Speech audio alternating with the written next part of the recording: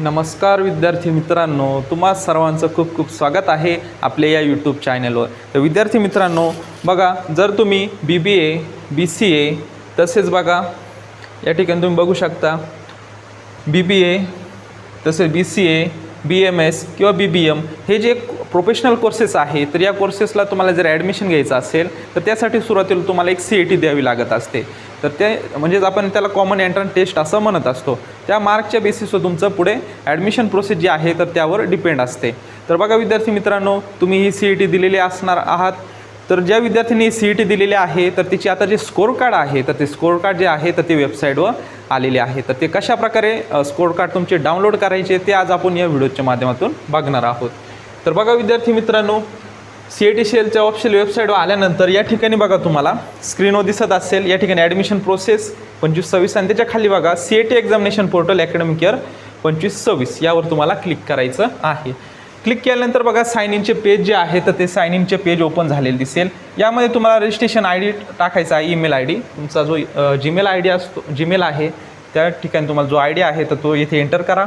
त्यानंतर जो तुमचा पासवर्ड आहे CETचा फॉर्म भरताना जो पासवर्ड एंटर केलेला आहे तर तो येथे टाकायचा आहे आणि साइन इन व्हायचं आहे। आणि जर तुम्ही पासवर्ड विसरले असाल तर तुम्हाला रिसेटचा ऑप्शन दिलेला आहे। रिसेटच्या रिसेट पासवर्ड या लिंकवर क्लिक करून तुम्ही पासवर्ड रिसेट करून घ्या। त्यानंतर परत तुम्हाला या पेजवर यायचं आहे।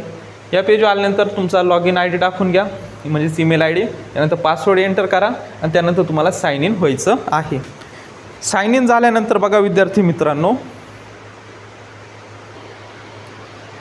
या ठिकाणी तुम्ही स्क्रीनवर बघू शकता विद्यार्थी मित्रांनो, साइन इन झाल्यानंतर बघा असे पेज ओपन झालेले दिसेल। यामध्ये तुम्हाला profile, CET registration, centralize, mock, hall ticket, help desk, objection आणि स्कोर कार्ड असे तुम्हाला ऑप्शन दिसतील। यामध्ये तुम्हाला काय करायचं आहे, स्कोर कार्ड या टॅबवर क्लिक करायचं आहे। स्कोर कार्डवर क्लिक केल्यानंतर बघा या ठिकाणी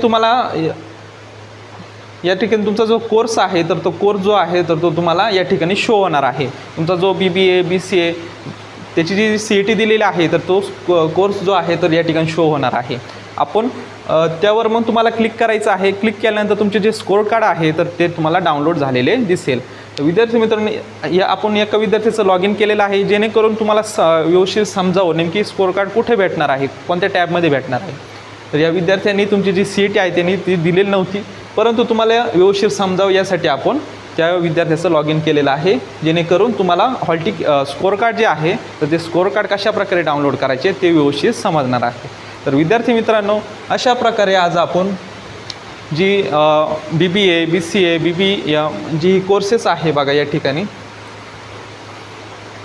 BCA BBA BMS BBM ची जी CET आहे 2025ची, तर ही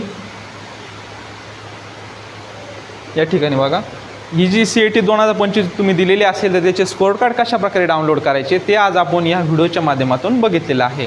आणि डायरेक्ट तुम्हाला साइन इनची जर लिंक लागत असेल ती पण तुम्हाला डायरेक्ट त्या ऑप्शन दिलेले आहे। मी तुम्हाला सांगितल्याप्रमाणे दिलेल्या प्रोसेसनुसार जाऊन तुम्ही स्कोर कार्ड जे आहे तर ते स्कोर कार्ड डाउनलोड करू शकता। तर विद्यार्थी मित्रांनो, भेटूयात नवीन अशा काही व्हिडिओमध्ये, तोपर्यंत धन्यवाद।